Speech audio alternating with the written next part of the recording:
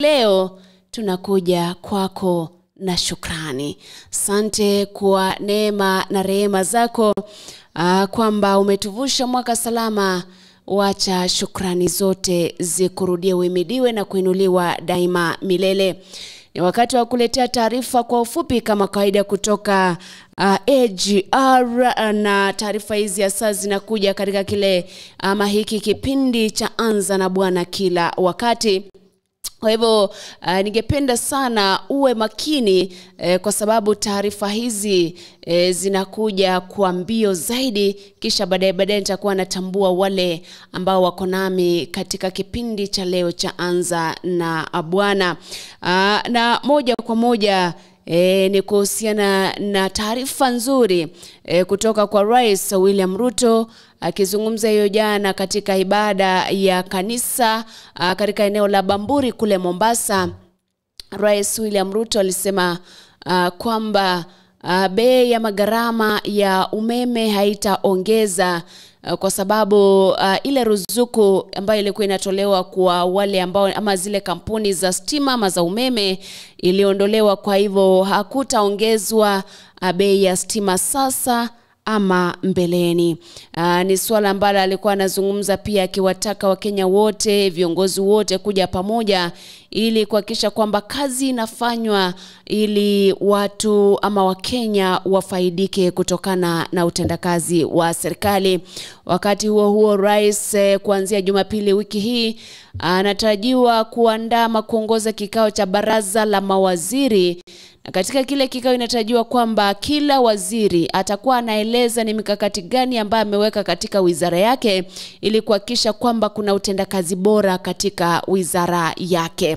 Kwa hivyo ni swala zima ambalo tutakuwa tunafuatilia ili tukuletee baadaye mambo yatakavyokuwa yanajiri. Na vile katika ile kaunti ya Mombasa, gavana kaunti ile Abdulswamad Sharif Nasser sasa hivi yasema kwamba yeyote ambaye ako na kanisa pale, yeyote ambaye ako na msikiti pale hata tozwa ile ada ya viwanja ama shamba pale, kusema kwamba swala moja ambalo anataka kuweka kipaumbele ni kuhakikisha kwamba kila Mkenya ana haki ya kuabudu katika dhehebu lolote.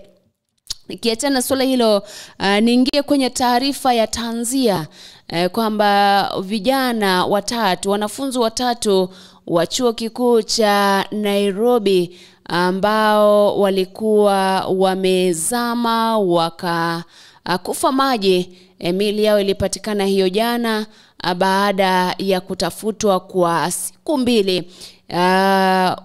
Ama vijana wale watatu walikuwa miongoni mwa vijana 7 ambao walikuwa wameenda kwenye mission pale eneo la Kisumu, na baada ya mission wakaamua kujivinjari, lakini boti ambao walikuwa wameabiri pale ikawa imezidiwa nguvu na wakazama pale baharini. 4 waliokolewa lakini 3 waliangamia. Vile nikikupeleka katika kaunti ya Kiambu kule Kikuyu, ni kwamba watoto 2 waliuawa usiku wa kuamkia jana, usiku wa kuamkia tarehe 1, kulingana na wale ambao ni mashahidi, wale ambao waliona na walishuhudia. Nasema kwamba watoto wale wenye umri wa miaka 7 na 5 waliuawa kwa vichwa vyao kuzamishwa ndani ya ndoo za maji.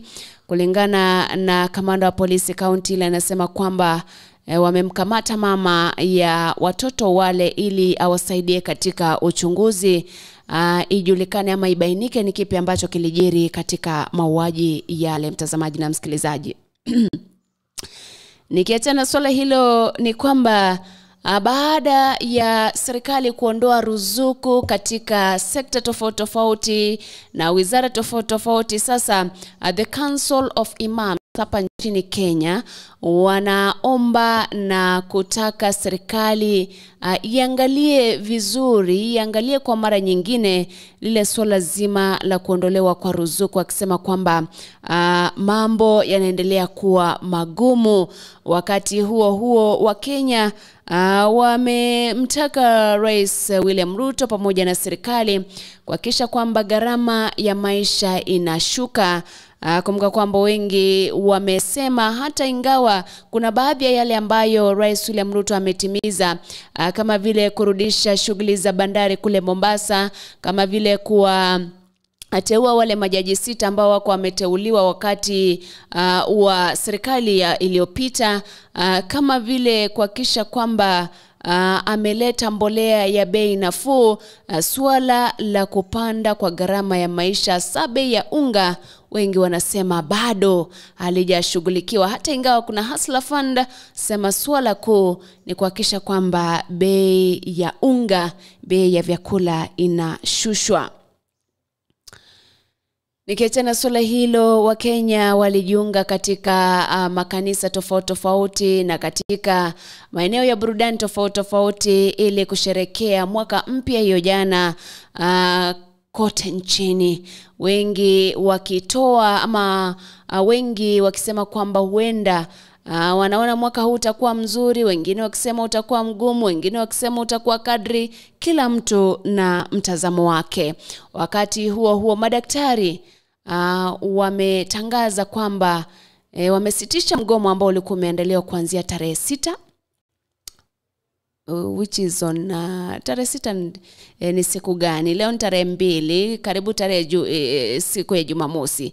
Walikuwa wameandaa kufanya mgomo kwa sababu ya wanalalamikia mkataba wa mishahara wa mwaka 2017-2021, ukisema kwamba wamekaa chini na Wizara ya Afya wakazungumza, na wanatarajia kwamba watazungumza na washikadau tofauti, lakini wanasema kwamba iwapo matakwa yao hayatasikizwa basi hawana budi ila kuanza mgomo. Lakini kwa sasa wameusitisha kwa muda, na ni kulingana na katibu mkuu wa chama cha madaktari KMPDU hapa nchini, Davji Atela. Nikiachana na swala hili, watu 9 wameangamia katika taifa la Uganda, na hii ni baada ya mkanyagano ambao ulishuhudiwa usiku wa kuamkia hiyo jana, ambapo watu walikuwa wamekesha maeneo tofauti, na inasemekana kwamba waliangamia baada ya kuondoka pale nje kutazama zile fataki ambazo zilikuwa zinaashiria mwaka mpya, na wakati walikuwa wanarudi kule chumbani ama kwenye jumba ndipo walikanyagana. Inasemekana kwamba miongoni mwa wale ambao waliumia zaidi ni watoto wadogo. Nikimalizia swala hili, kuanzia hii leo mwili wa aliyekuwa Papa Mtakatifu Benedict ambaye anajulikana kwa jina Joseph Ratzinger utaanza kutazamwa hii leo katika kanisa la St. Peter's Basilica pale, ambapo mwili ule utatazamwa kwa siku 5 au zaidi baada kabla ya kuzikwa kule Vatican. Kwa hivyo ni swala zima la kuhakikisha kwamba watu ama waumini wa Kikatoliki pia wanapata nafasi ya kumwaga Papa Mtakatifu Benedict. Kumbuka kwamba katika enzi zake za uongozi wake alikuwa anatuhumiwa kwa kuruhusu visa vya unyanyasaji wa watoto kuendelea, hasa alipokuwa anaongoza kule Munich. Ni swala ambalo alijitokeza akasema kwamba he regrets kuhusiana na kuachilia masuala ya unyanyasaji wa watoto kuendelea kama vile yalivyokuwa yanaendelea wakati huo. Ni baadhi tu ya yale ambayo nimekuandalia. Kumbuka kwamba viongozi tofauti pia waliweka their new year messages kwenye mitandao yote yao ya kijamii. Tutakujuza zaidi kuanzia saa 2:30 katika kipindi cha Morning Brief. Usicheze mbali. Kabla sijaangazia wale wote ambao